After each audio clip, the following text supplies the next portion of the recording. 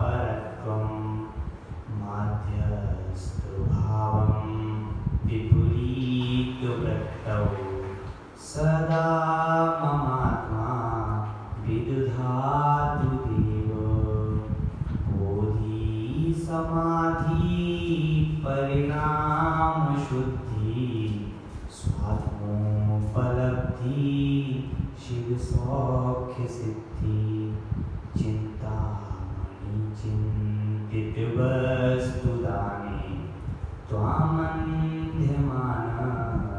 ममास्तु देवी। त्वामन्ध्यमानस्य ममास्तु देवी। बोलिए बैंकॉक मंदिर गुरुनायक महावीर भगवान की जय। बोलिए संत शिरोमणि आचार्य गोपाल सादा जी महाराज की जय। बोलिए पर्युषण महापर्व की जय। बोलिए उत्तम आकिंचन्य धर्म की जय। आज 9वां दिन है, सेकंड लास्ट, उत्तम आकिंचन्य धर्म। उत्तम आकिंचन्य धर्म क्या होता है और ये 10 धर्म क्यों हम पालन करते हैं। आज हमने पूजा की, पूजा में जो शुरू की 4 लाइनें हैं उसमें ही इन 10 धर्मों के सार की बात है। क्या कहा है उन्होंने? उत्तम, क्षमा, मार्दव, आर्जव, भाव हैं, सत्य, शौच, संयम, तप, त्याग, उपाव हैं, आकिंचन्य, ब्रह्मचर्य, धर्म 10 सार हैं, चहुगति दुख के काढ़ मुक्ति कर तार है। जो पहले के 3 दिन है ना, वो पहले के 3 दिन हमारे आत्मा के पारिणामिक स्वभाव है। क्षमा मतलब क्रोध का भाव, मार्दव मतलब अत्यंत विनय भाव, निर्मलता परिणाम, और आर्जव सरलपना। ये हमारे क्या है? 3 भाव हैं। 4 और बाकी के क्या है? सत्य, शौच, संयम, तप, त्याग, उपाव है। सत्य मतलब असत की प्रतीति, ऐसे वचन, ऐसा मन जिसमें सत्ता की सही समझ नहीं, उसका अभाव। शौच मतलब अपवित्रता की प्रतीति का त्याग, और तप मतलब संयम मतलब इच्छाओं को वश में करना, इंद्रियों को वश में करना, और 6 काय के जो जीव हैं उनकी हिंसा का त्याग, ऐसा भाव संयम। तप मतलब हमारे 12 प्रकार के तपों का पालन। त्याग मतलब हमारा राग, द्वेष, मोह। ये 6 जो बाकी के हैं ना 3 के बाद, तप, त्याग, संयम, शौच, सत्य, ये उपाय हैं, क्योंकि इसमें सारी चीजों का त्याग हो गया, कषायों का, और राग, द्वेष, मोह, अपवित्रता और इच्छा, इंद्रियों को वश में रखना, इन सब चीजों का त्याग हो गया। अब क्या है? आकिंचन, ब्रह्मचर्य, धर्म 10 सार है। बाकी के जो 2 दिन है ना, आज का और कल का, ये दोनों ही पर्युषण पर्व के सार हैं। ऐसा क्यों भैया? क्योंकि आकिंचन्य में जो कुछ भी बच जाता है इन सब से, बाकी के धर्म से, 8 धर्म जो बाकी के निकल गए हैं ना, इन सब से जो बच जाता है उसमें इसका त्याग करना है। उत्तम आकिंचन्य वो छीन लेता है। क्या छीन लेता है? क्या बचा हमारे पास? हमारे पास बचा है परिग्रह। बाकी का राग, द्वेष, मोह, अपवित्रता, ये सब तो त्याग हो गया इन सबका। अब क्या बचा है? परिग्रह। और उत्तम आकिंचन्य धर्म परिग्रह छीन लेता है। फिर क्या बता है? हमारे पास हमारी आत्मा, राग, द्वेष, मोह का भाव हो गया, कषायों का भाव हो गया, परिग्रह का भाव हो गया, ममत्व का भाव हो गया, अपवित्रता का भाव हो गया, असत्य की प्रतीति का भाव हो गया। फिर क्या बचा हमारे पास? फिर हमारे पास केवल हमारी शुद्ध आत्मा बची, शुद्ध धर्म बचा, अनंत गुण बचे, और उसके अंदर त्रैकालिक द्रव्यता बची। तो वो जो आत्मा है, ब्रह्मचर्य में क्या होता है? फिर आखिरी का धर्म क्या करता है? उसको शुद्धोपयोग अवस्था में ले जाता है, उसको ध्यान में ले जाता है, और घातिया और अघातिया धर्मों का नाश करवा देता है। तो आज हमारा 9वां दिन है, उत्तम आकिंचन्य धर्म। आज हम समझेंगे कि वास्तव में आकिंचन्य क्यों आता है और इसका क्या भाव है, क्या मतलब है, क्यों करना चाहिए उत्तम आकिंचन्य। तो सबसे पहले आकिंचन्य धर्म क्या है? अमृतचंद्र स्वामी ने कहा है अमरचंद्र जो आचार्य हुए ना, उनने कहा है ना किंचन अपि मम, किंचित बात भी मेरा कुछ नहीं, जो है वो परिग्रह है। तस्य भावा आकिंचन्यम, ऐसा भाव, ऐसी मन वचन काया तीनों की क्रिया आकिंचन्य धर्म है। यही हमारा उत्तम आकिंचन्य धर्म है, मतलब परिग्रह का त्याग। अब परिग्रह का त्याग तो कर रहे हैं, लेकिन वास्तव में परिग्रह है क्या? परिग्रह क्या चीज है? पूजा की, पूजा में अर्घ चढ़ाया, कौन कौन से परिग्रह? 24 भेद त्याग करें मुनिराज जी। परिग्रह 24 तरह का होता है। 24 तरह का कौन कौन सा होता है? 14 प्रकार का अंतरंग परिग्रह, 10 प्रकार का बहिरंग परिग्रह। अंतरंग परिग्रह मतलब, अंतरंग परिग्रह मतलब जो हमारे अंदर ही है और हमको दिख नहीं रहा है, हमको पता भी नहीं है कि ये परिग्रह है, और जो परिग्रह हमारे अंदर है वो ही मेन परिग्रह है। क्योंकि बाहिरंग परिग्रह जो है, अगर वो ही मेन परिग्रह होता तो नरक नारकी जीवों के बहिरंग परिग्रह तो होता ही नहीं, तो वो परिग्रह से रहित हो जाते। तो जो 14 प्रकार के अंतरंग परिग्रह हैं वो मेन हैं, और 10 प्रकार के बहिरंग परिग्रह हैं वो भी मुख्य हैं। लेकिन सबसे मेन कौन से हैं? अंतरंग। कौन कौन से होते हैं अंतरंग परिग्रह? पहले नंबर पे जो अंतरंग परिग्रह है उसका नाम है मिथ्यात्व। मिथ्यात्व का नाम आते ही सबसे पहले क्या आता है? उल्टी मान्यता। उल्टी मान्यता, विपरीत श्रद्धा, उल्टी चाल, कुदेव, कुगुरु और कुशास्त्र, इनको पढ़ना पढ़ाना और उल्टी पद्धति, उल्टा पंथ, ये सब क्या है? मिथ्यात्व है। जो आगम के विरुद्ध वचन हो, जो क्रिया आगम के विरुद्ध हो, जो काम जो मन में आगम के विरुद्ध सोचे। और आगम क्या है? आगम है जो जैन भगवान ने बताया है वो आगम है। आगम वैसे मूल रूप से 12वीं शताब्दी से जो पहले के ग्रंथ है ना, वो आगम माना जाता है, उनको आगम मानते हैं। बाकी के जो बाद में लिखा गया है वो उन्हीं का सार है। तो जो मिथ्यात्व क्या है? जो उल्टी मान्यता, उल्टा सिद्धांत, उल्टा शास्त्र जो आगम के विरुद्ध हो, सच्चे देव शास्त्र गुरु के प्रति नहीं हो, झूठे देव शास्त्र गुरु के प्रति हो, वो क्या है? मिथ्यात्व। मिथ्यात्व में हम ऐसे फंसते हैं, सभी पापों का दादा बोलते हैं इसको। 5 पाप होते हैं, हिंसा, झूठ, चोरी, उसी परिग्रह। उनका बाप कौन है? लोभ। और लोभ का बाप कौन है? मिथ्यात्व। क्योंकि मिथ्यात्व से ही पापों का जन्म होता है, लोभ का जन्म होता है। क्योंकि अगर हम मिथ्यात्व को छोड़ेंगे, समझेंगे नहीं, मिथ्या मतलब क्या? विपरीत। जिनकी चाल ही विपरीत है वो पहला परिग्रह जो हमारे अंदर बैठा है। हम क्या करते हैं? दूसरे जो झूठे देवशास्त्र गुरु हैं उन पर श्रद्धा रखते हैं। अब बताइए, जिनका उनमें और हमारे भगवान में क्या अंतर है? हमारे भगवान के परम विरागी हैं और वो भगवान को राग है, उनके भगवान को राग है। अभी आगे और आएंगे। तो ये मिथ्यात्व। दूसरे नंबर पे क्या है? दूसरे नंबर पे, तीसरे नंबर पे, चौथे नंबर पे, 5वें नंबर पे 4 कषाय आ गए। क्रोध, मान, माया, लोभ, ये भी परिग्रह है। समझ में आ गई सबको परिभाषाएं? क्रोध, मान, माया, लोभ। अच्छा, इसके बाद जो अंतरंग परिग्रह है वो क्या है? हास्य। हंसना भी परिग्रह है। हंसना मतलब जो हंसी क्या करते हैं? दूसरों के लिए हो, दूसरों के अहित के लिए हो। हंसी, हंसी भी क्या है? हमारा अंतरंग परिग्रह है। हास्य, हंसना परिग्रह है। अब बताइए, ये कभी हमने सोचा था क्या कि हंसना भी परिग्रह हो सकता है? आगे चलते हैं। कितने हो गए? 5, 6। फिर रति मतलब राग। मेरा बच्चा, मेरे पति, मेरी पत्नी, मेरा घर, मेरा मकान, मेरी गाड़ी, ये सब क्या है? राग। तो ये भी परिग्रह है। उसके बाद अरति मतलब द्वेष। द्वेष भी परिग्रह है। किसी के प्रति हमें कोई अच्छा नहीं लगता तो उसके प्रति द्वेष, तो वो भी अंतरंग परिग्रह। ये सब परिग्रह हमारे अंदर ही बैठे हैं। कितने हो गए? 8 हो गए। फिर उसके बाद अभी अपन लास्ट में काउंट कर लेंगे। रति, अरति, फिर उसके बाद शोक। शोक क्या होता है? दुख। दुख भी परिग्रह है।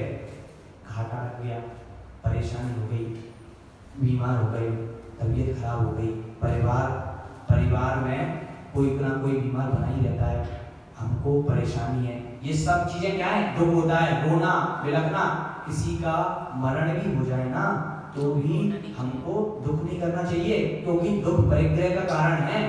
अगर जो धार्मिक व्यक्ति होते हैं वो साम्य भाव रखते हैं ऐसे परिणति में, क्योंकि शोक भी क्या है? परिग्रह है। इसके लिए धर्म एक नैष्ठिक बनना चाहिए, नैष्ठिक बनना पड़ता है। शोक भी परिग्रह है। फिर उसके बाद क्या कौन सा आया? भय। डर भी परिग्रह है। तो ये सब कुछ परिग्रह जो है ये सब छीन लेगा आज उत्तम आकिंचन में, क्योंकि जितनी भी चीजों के परिग्रह हैं, भय, डर भी परिग्रह है। अगर हमको किसी भी बात का डर लगता है तो वो भी हमें परिग्रह का दोष दिला सकता है। भय भी परिग्रह है। जुगुप्सा क्या होता है? जुगुप्सा मतलब अगर किसी ने हमको कोई बात कही दूसरे के लिए कि बताना मत उसको, मैं तुमको एक राज की बात बताता हूँ उसकी, वो ऐसा है, पहले बता दे। फिर हमने क्या कर दिया? उस बात को अपने पास रख लिया, मन में रख लिया। तो जब तक मन में रखेंगे तब तक उस बात का परिग्रह हमारे अंदर लगेगा, उसका पाप लगेगा हमको। या फिर तो पहले ही कह दो कि भैया मुझे मत को, मैं तो बता दूंगा जाके, या फिर वहां से भाग जाओ। तो जो जुगुप्सा है वो भी परिग्रह है। फिर उसके बाद स्त्री वेद, पुरुष वेद, नपुंसक वेद, चाहे वो स्त्री हो, चाहे पुरुष हो, चाहे नपुंसक हो, तीनों का जो शरीर है वो भी क्या है?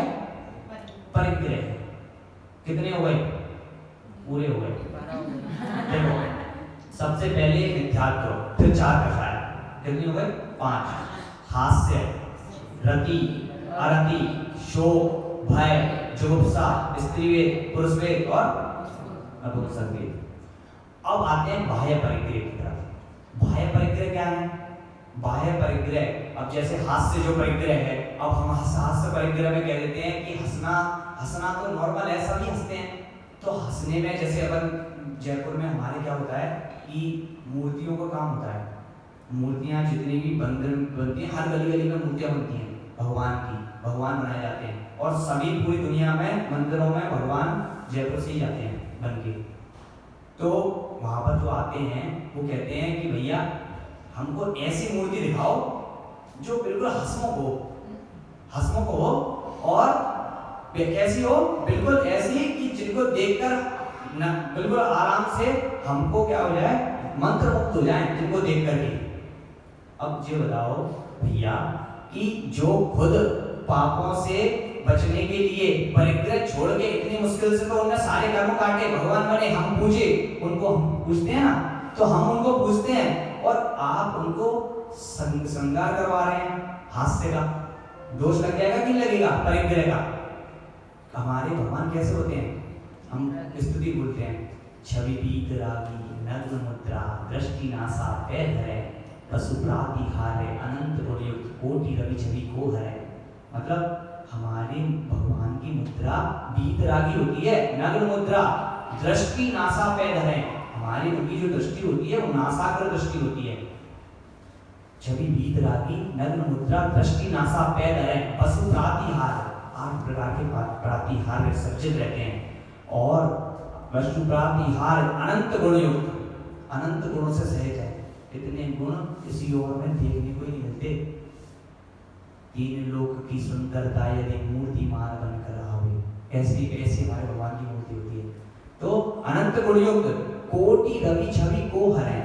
कोटि रवि मतलब करोड़ों सूर्य, कोटि रवि मतलब करोड़ों सूर्य की जो छवि है, जो प्रकाश है, उनको भी हर देते हैं। और भगवान में और हमारे भगवान में इतना अंतर होता है जितना दीपक और सूरज में होता है। ऐसे हमारे दिगंबर मुद्रा है, ऐसे हमारे भगवान हैं। भैया हमको तो भाग्य है हमारे, जो हमको क्या मिल रहा है? जैन धर्म मिला है और सब कुछ सुयोग्य है। इनको परिग्रहों को समझ के इनको भस्म करना चाहिए हाथ से। अब ये तो हो गए अपने कौन से? अंतरंग परिग्रह। अब आते हैं बहिरंग परिग्रह की ओर। बहिरंग मतलब हमारी आत्मा के अलावा जितनी भी चीजें दिख रही हैं हमको, वो सब बहन परिग्रह हैं। 10 तरह के होते हैं। धन धान्य, दासी दास, कुप्य भान, क्षेत्र वास्तु और यान और सैया। धन धान्य मतलब रुपया पैसा, खेती बाड़ी। क्षेत्र वास्तु मतलब जमीन जायदाद मकान। और दासी दास नौकर नौकरानी। फिर उसके बाद सैया मतलब सोने की, बैठने की, कुर्सी उर्सी सब जितनी भी चीजें, सब चीजें। और यान मतलब वाहन, चाहे वो एक्टिवा हो, चाहे BMW हो, मर्सिडीज हो, कोई भी हो, वो सब वाहन क्या है?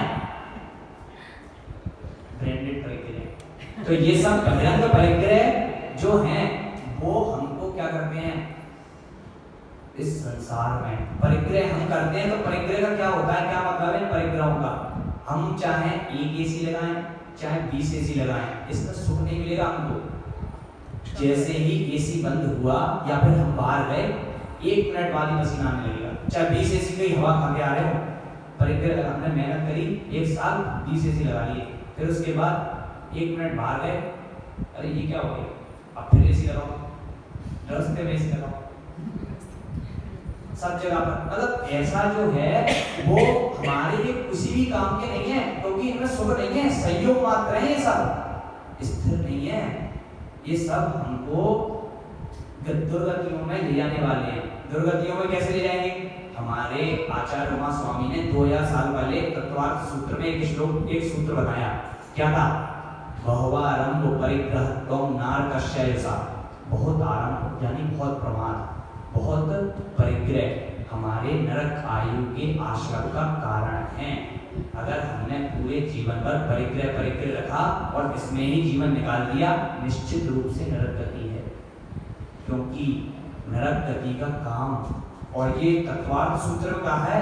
और तत्वार्थ सूत्र के बारे में मैं बता दूं आपको कि तत्वार्थ सूत्र पूरी दुनिया में जितने भी जैन हैं उनका सबसे सर्वश्रेष्ठ ग्रंथ है। और जो इनको जो लिखा है ना उमा स्वामी ने, वो सभी धर्मों, सभी जैनी, हर जैनी मानता है। और ऐसा कोई टॉपिक नहीं है जो तत्वार्थ सूत्र में ना हो।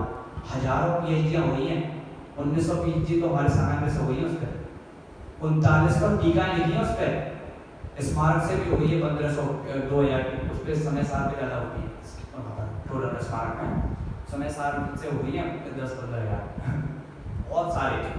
तो और इतना प्रसिद्ध ग्रंथ है। सनातन में जो स्थान गीता को मिला है, इस्लाम में कुरान को मिला है, क्रिश्चियन में बाइबल को मिला है, वो ही तत्वार्थ सूत्र को मिला है अपने जैन धर्म में। और उनने कहा है क्या? बहुआरंभ परिग्रह त्वं नारकस्यसा। बहुत आरंभ, बहुत परिग्रह नरक गति की आयु का आश्रम का कारण है। और बहुत आरंभ, बहुत परिग्रह क्या है? ये 24 दिन जिसको मैंने समझा, हो गए ना 24। अब आत्म समझते हैं, इनमें सार नहीं है, इन ये संयोग मात्र हैं। 4 पंक्तियां सुनाता हूँ आपको बढ़िया वाली, आपको अच्छी लगेगी। सुनाओ कि नहीं सुनाओ? मंथन करें दिन रात जलधत, हाथ में आवे नहीं, गजरीत पीले रात दिन पर, तेल क्यों पावे नहीं। सद्भाग्य बिन मिल संपदा, मिलती नहीं व्यापार में, निज आत्मा के बाद मिल क्यों सुख नहीं संसार में। क्या कहा? मंथन करें दिन रात, अपने जो 2 जग ले लीजिए और एक जग को भर लीजिए पानी से और एक जग को खा ले, और पूरे दिन रात उसको मनाते रहिए कि भैया मेरे हाथ में टिक जा। टिकेगा क्या? नहीं टिकेगा, हाथ में आवे नहीं। ठीक वैसे ही जो मिट्टी होती है एक कमरे में भरकर उसको खूब ट्रॉली से, हाथ से, पैर से, लकड़ी से, लोहे से पिघला जाए, उसको क्या केला जाए, रगड़ा जाए, मारा जाए, फिर भी उसमें से तेल नहीं निकलेगा। क्योंकि तेल तो तिल में से ही निकलेगा। ठीक वैसे ही इस संसार में कहीं भी सुख नहीं है तो नहीं मिलेगा। जो परिग्रह हैं इनमें जो सुख मानते हैं वो सुख नहीं है। उसके बाद सुख की परिभाषा क्या है? जिसके बाद कभी दुख ना आए, आकुलता ना हो, वो सुख है वास्तविक सुख। और वो सुख किनको है? हमारे जो कर्मों से रहित तीर्थंकर हैं, जो भगवान हैं, उनके पास ये सुख है और इस सुख को हमको पाना है। सद्भाग्य बिन मिल संपदा, मिलती नहीं व्यापार में। अगर हमारे पास भाग्य नहीं है, अगर हमारा भाग्य अच्छा नहीं है तो हमको संपत्ति कभी नहीं मिल सकती। चाहे हम यहाँ पर व्यापार कर लें, चाहे ऑस्ट्रेलिया में कर लें, चाहे इंडिया में कर लें, चाहे कहीं भी कर लें, अगर हमारे भाग्य में संपत्ति नहीं है तो हमको नहीं मिलेगी व्यापार में। क्योंकि समृद्धि, ऐश्वर्य, संपत्ति ये सब किससे मिलते हैं? भाग्य से मिलते हैं, सद्भाग्य से मिलते हैं। और भाग्य कहाँ बनता है? यहाँ पर धर्म करने से, अच्छे कार्य करने से, इन परिग्रहों से रहित होने से, ममत्व, राग, द्वेष, इनसे तब ये सब चीजें मिलती हैं। नहीं तो आज हैं और नहीं किया पालन तो अगले भव में नहीं मिलेगी, अगले भव में नहीं मिलेगी अगर हमने ये सब नहीं किया। सद्भाग्य बिन मिल संपदा, मिलती नहीं व्यापार में। निज हाथ रखोगे सुख मिले, क्यों नहीं संसार में? अगर हमारे आत्मा में सुख है, वो सुख कहीं और मिल सकता है क्या? नहीं मिलेगा, क्योंकि संसार में वास्तविक सुख नहीं है। और धर्म के प्रति जो भाव हैं वो उत्तम आकिंचन धर्म हमको ये सिखाता है कि सारे परिग्रह जो 24 भेद हमने बताए, उन परिग्रहों का त्याग चाहे जैसे भी बने। आगे पूजा की पंक्ति पढ़ते हैं, परिग्रह 24 भेद त्याग करें मुनिराज जी। वो हम लोग अभी जो सुख भोग रहे हैं वो पूर्व भव का अभी हम लोग भोग रहे हैं ना, और अभी जो कर रहे हैं वो अपने को फ्यूचर में मिलेगा। 100%। अगर हमने धर्म किया, हमारी गति तभी सुधरेगी जब हमने अच्छे कार्य किए, राग, द्वेष, मोह इन सब के चक्करों में नहीं पड़े। जो 24 भेद बताए इनको तुच्छ समझा, ये सबसे बेकार चीज है, ऐसा समझा। हमेशा चाहे वो कितनी भी रुपए में आई हो, कितनी भी मेहनत लगी हो, लेकिन उससे ममत्व तो नहीं करना, उसके आश्रित मत हो जाना, उनके प्रति अपने धर्म को मत भूल जाना। बस ये जानते रहना कि भैया ये तो परिग्रह है, चाहे हाथ से हो, चाहे रति हो, चाहे धन धान्य हो, चाहे कुछ भी हो, वो सब क्या है? हमारे परिग्रह हैं और इनको छोड़ना ही हमारा काम है। एक ना एक दिन ये काम करना ही पड़ेगा।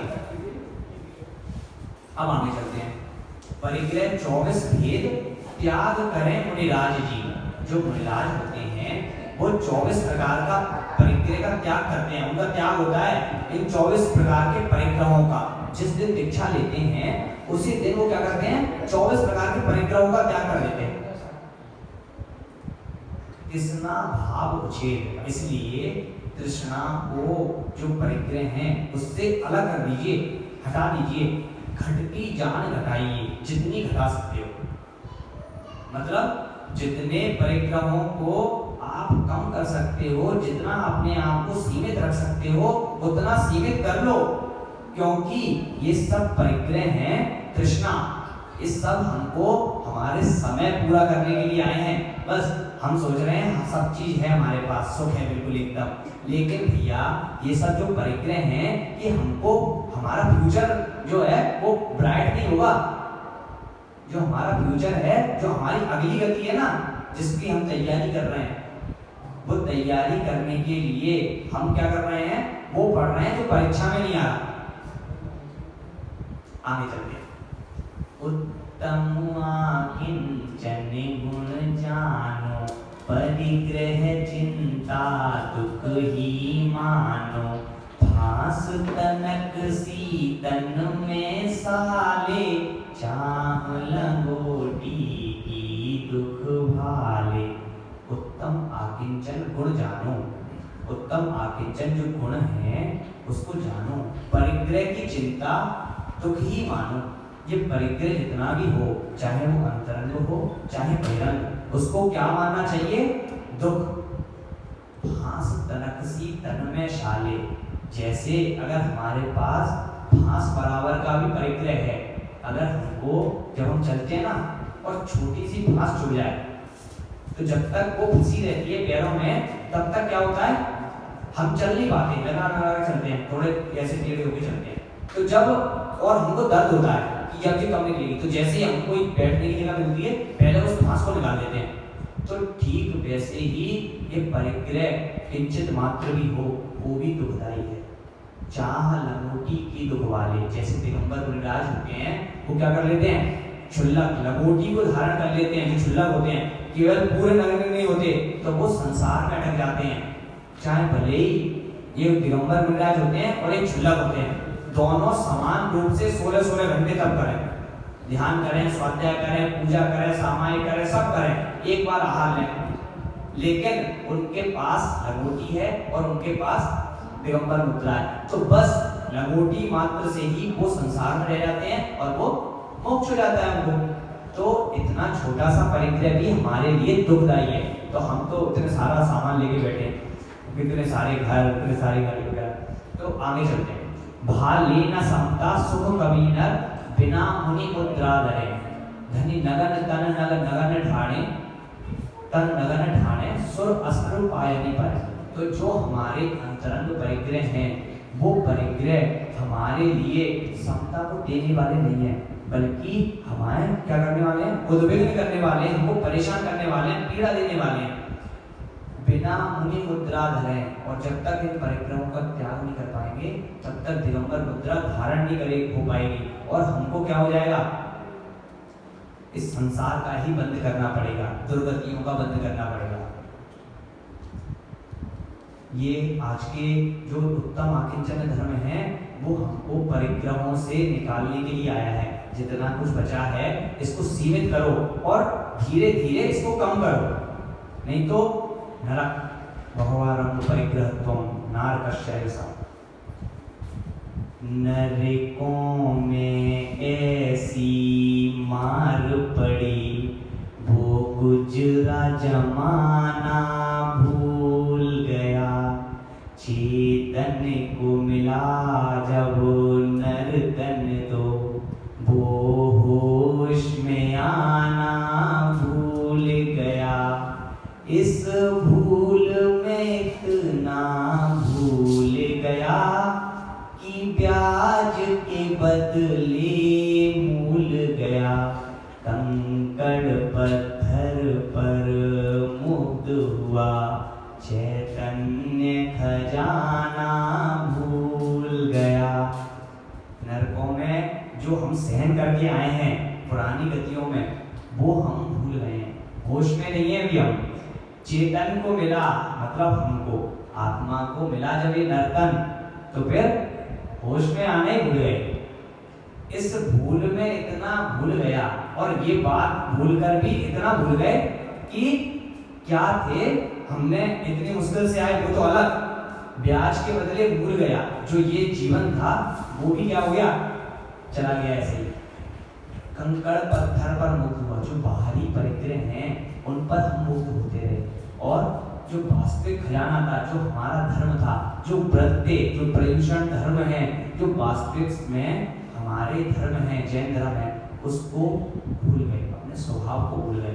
तो धर्म को लगाने के लिए ये बार बार जो क्यों आते हैं, हर साल आते हैं पर्युषण, वो हमको यही सिखाने के लिए आते हैं। इस बार जागेंगे, इस बार नहीं आए, चलो अगली बार जाग जाओगे, अगली बार समझ जाएंगे, सब चीजें धीरे धीरे छोड़ो, फिर उसके बाद अगली बार, अगली बार, फिर उसके बाद, फिर वो तो आते ही रहेंगे कि बार बार मौका देंगे।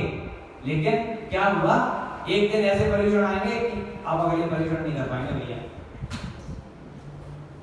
ऐसा आ जाएगा। तो जल्दी से जल्दी, जितना जल्दी हो सके उतने जल्दी हमको समझना चाहिए, क्योंकि इस संसार में कहीं भी हमको ये बताओ कि सबसे ज्यादा सुख हमको किस चीज में लगता है, सबसे अच्छा काम क्या लगता है हमको,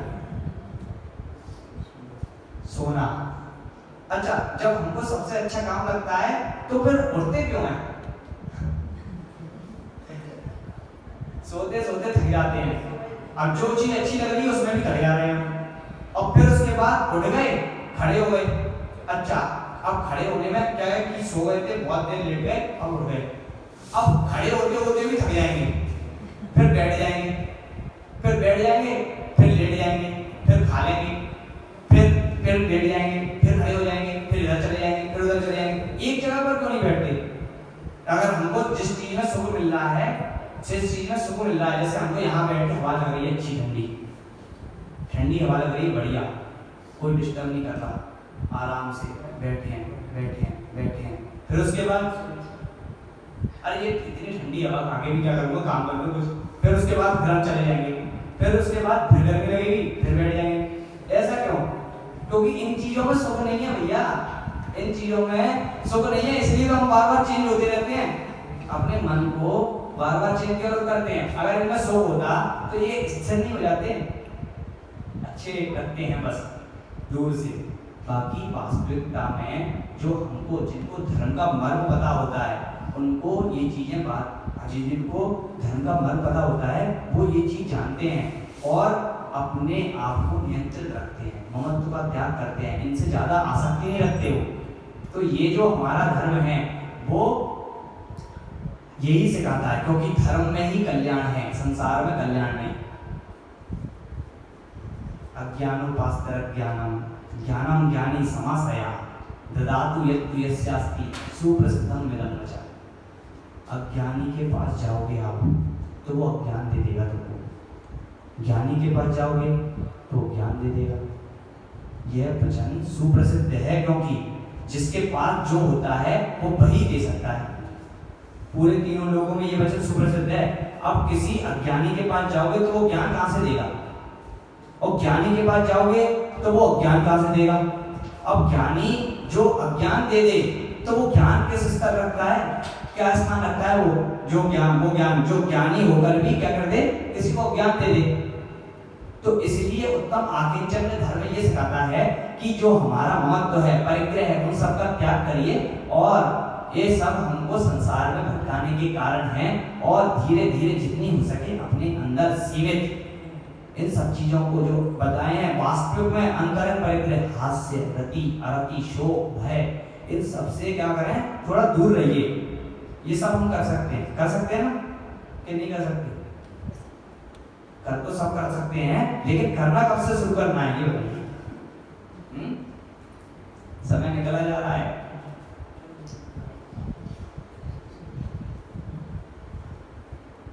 कब से शुरू करेंगे बताओ। ये जो जीवन है वो हमको बार बार मौका दे रहा है, और धीरे धीरे, ज्यादा समय नहीं, बिल्कुल धीरे धीरे अपन आराम से घर में रहकर भी सीमित कर सकते हैं अपने आप को, अपने स्वभाव को, और अपने धर्म को जान सकते हैं। पढ़कर, स्वाध्याय कर कर, सामायिक कर कर, कुछ भी करके हम क्या करें, अपने मर्म को समझें कि वास्तव में क्यों आते हैं धर्म, और हम कौन हैं, हमारा स्वभाव क्या है। तभी अपना कल्याण कर पाएंगे। इसी मंगलमयी भावना के साथ बोलिए महावीर भगवान की जय।